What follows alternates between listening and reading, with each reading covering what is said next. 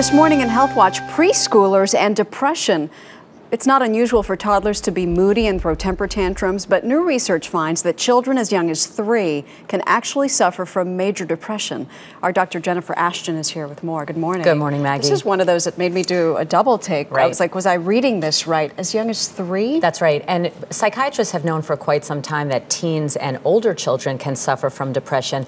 But this study really confirms that those chemical changes, along with a genetic or family history, can start to show themselves signs and symptoms-wise in toddlers as young as 3. And what are those signs and symptoms? There's a couple, really. The first one is when the toddler shows an inability to enjoy the activities that they normally would really get a big kick out of. They're not playing. The second one is really when they're overwhelmed by feelings of guilt or shame. They keep apologizing for something.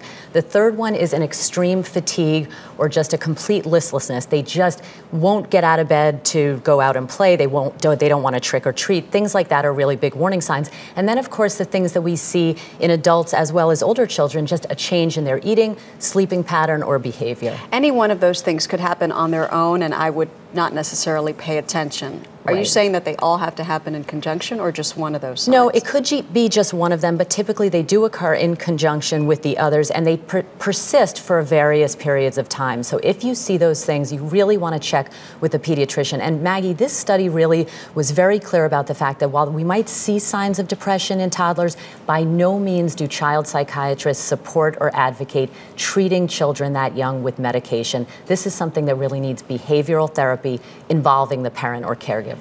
In the last couple of seconds, as the mother of a toddler, I was like, it was ingrained in me to pay attention for changes as signs of autism. Right. They're totally different, Maggie. And typically, if you're concerned about that, you want to check with a pediatrician. Dr. Jennifer Ashton, thanks. You bet. We'll be right back.